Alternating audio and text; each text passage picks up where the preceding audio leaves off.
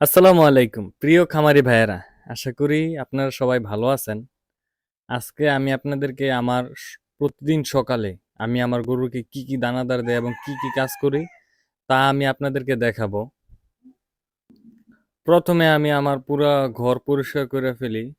আর আমাদের গোবরগুলো একটু দূরে ফালানো লাগে, এই জন্য বালতি দিয়া নিয়ে দূরে ফালাই দিই। তারপরে আমি গামলাগুলা পরিষ্কার করে দিমু।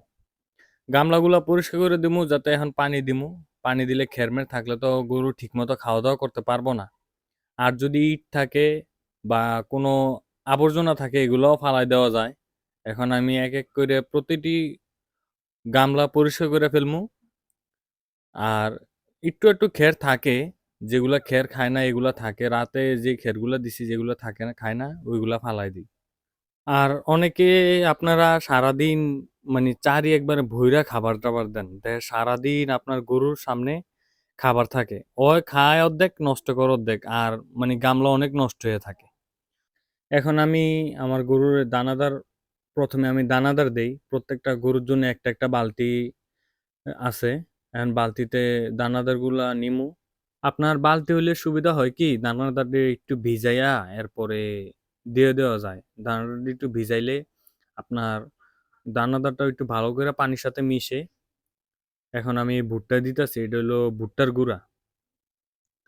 আমি মিক্স খাবার ব্যবহার করি না, কারণ মিক্স খাবার কি দেয় না না দেয় আমি জানি না সঠিক। আমি শুধু অল্প আপনার, আমি মানুষটাও একটু সহজ সরল, খানাটাও আমার একটু সহজ, গরু পালাও একটু সহজ করে আমি দেখানোর চেষ্টা করি আপনাদেরকে।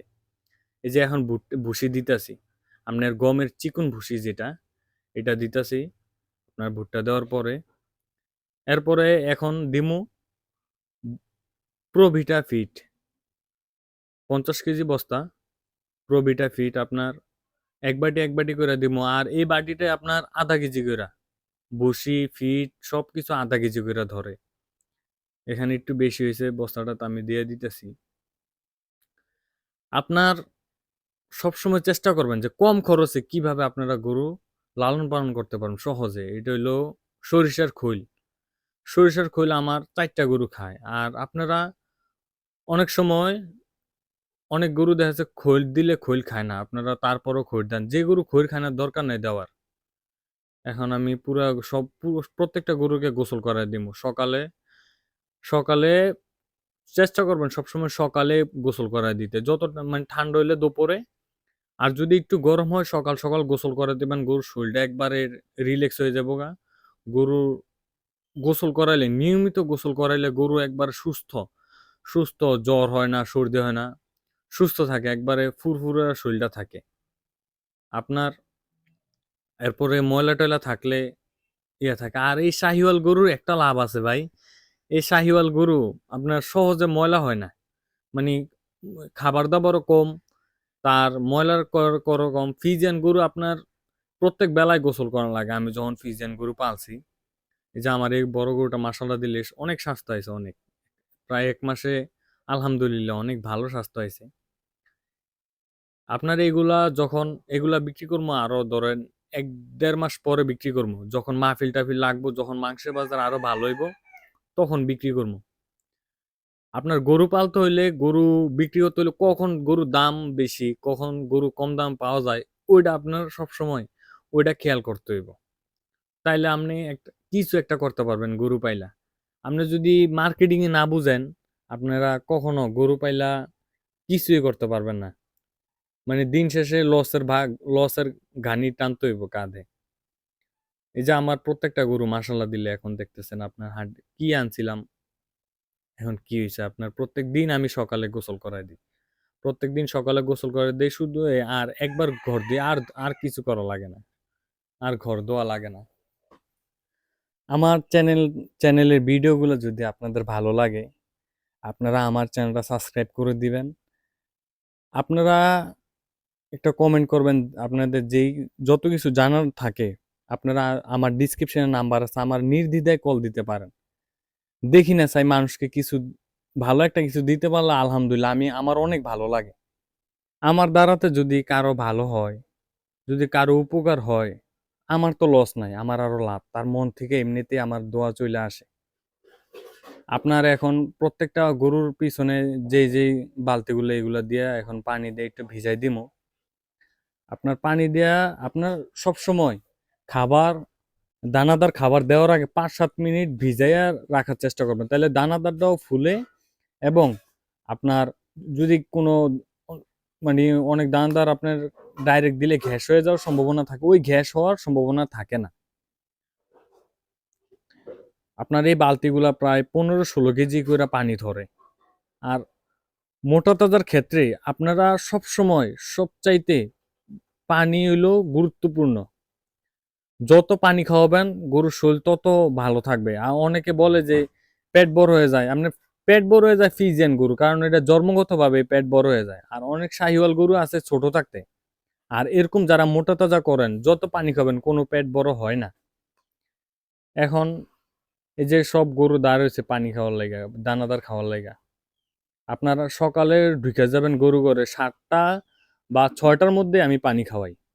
এরপরে আবার 12টা বাজে একটু খের দিই, একটু পরিষ্কার টরিষ্কার করে দিই, আবার 5টা বাজে এরকম দানাদার দিই। এখন আমি প্রত্যেকটা গরুরে যতটুকু পানি দরকার এতটুকু পানি দিতেছি।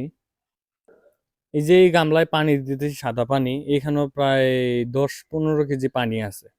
তাহলে আমার প্রত্যেকটা গরু এখন একটু কম খাইতেছে, এখন বৃষ্টি ঠান্ডা মান্ডা, আমার প্রত্যেকটা গরু আপনার এই কম করে হইলেও আপনার প্রত্যেক বেলায় প্রায় 30 কেজি পানি খায়। আপনার প্রত্যেকদিনে 60 কেজি পানি খায়। আপনার মোটা তাজা ক্ষেত্রে এরকম বড় গরু আপনার 50 কেজি পানি খাওয়াইলে আপনার মিনিমাম কমে 50 কেজি পানি খাওয়াইতে হবে 2 বেলায়। তাইলে আপনি একটা ভালো একটা রেজাল্ট পাবেন। অনেকে আপনারা যারা পেট বড় হওয়া মানে পেট বড় হয়ে যাবে দেখে আপনার শুকনা দানাদার দেন। আপনারা কোনো শুকনা দানাদার দিয়েও আপনার ভালো রেজাল্ট পাইতেছেন না কেন? আপনার পানির যদি ঘাটতি থাকে শরীরে, তার গ্রোথ আপনার চাহিদা মতো কখনো আসবে না। যে আমি এই গরুটা দেখতেছি এই সিনাটা মাশাআল্লাহ দিলে ভালো স্বাস্থ্য দিতেছে। অনেকে শুকনা দানাদার দিয়া সাদা পানি এক সাইডে দিয়ে রাখে। এখন আপনি বুঝতে হবে যে এটা কি ছোট থাকতে কি আপনার শুকনা দানাদার খাইছে আর সাদা পানি খাইছে? এটা তো আর বিদেশ না, এটা হলো বাংলাদেশ। আপনার ছোট থাকতে যারা প্রান্তিক খামারিরা আছে তারা দানাদার কি করে ভিজাই খাওয়ায়। আপনি যদি দানাদার শুকনা খাওয়ান তাহলে ওর কখনো সাদা পানিও ঠিক মতো খাইবো না, দানাদার খাইবো ঠিক আছে, সাদা পানি খাইবো না, এরপরে আপনার স্বাস্থ্য হইব না। এখন আমি প্রত্যেকটা গরুরে পানি দিয়ে দিতেছি, যে পানি দিছি এরপর বালতি 5-7 মিনিট ভিজে রাখছি, এই খাবারটা এখন এই পানি এই ভুসিটা এখন দিতেছি প্রত্যেকটা গরুরে। দেখছেন মাশাআল্লাহ দিলে আমার সব গরু মাশাআল্লাহ দিলে এখন কি সুন্দরও দেখা যায়, এবং রুচিও আলহামদুলিল্লাহ অনেক ভালো। আপনার পানি দেওয়ার সাথে সাথে পানি খেয়ে ফেলতেছে। এরকম না, আপনারা যখন প্রত্যেক সপ্তাহে সপ্তাহে আমার ভিডিও আছে অনেক, প্রত্যেক সপ্তাহে সপ্তাহে যখন ক্যাটাফক্স দিবেন, হঠাৎ করে দেখি আমার এই বড় গরুটা পানি খাইতেছে না, তো একটু ভুসি টুসি দিয়ে একটু লাড়ে দেখলাম, একটু লবণও চাইলাম। আমার একটা অভ্যাস, মানে গরুর পানি খেলে যদি লবণ আমি চেক করি। এখন আমি দেখতেছি যে গরুর জ্বর আছে কিনা, গরু একবার তাপমাত্রা একবারে আলহামদুলিল্লাহ ভালো, এখন ভিতরে ভিতরে জ্বর আছে কিনা এটা দেখতে হইব। আপনার ভিতরে ভিতরে অনেক সময় জ্বর দেখা গেছে আপনার উপর দিয়ে দেখা যায় না, মুখের ভিতরে হাত দিলে অনেক গরম অনুভব করা যায়। আমি দেখলাম ভিতরেও মানে কোনো জ্বর নাই।